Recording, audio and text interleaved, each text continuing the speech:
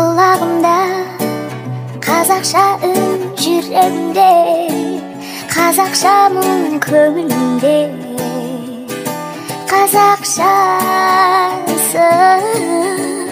Қиялымда қазақша жыр, мінезімде қазақы қыр болмысында қазақы. Терезем тең, артық емес, емес кем.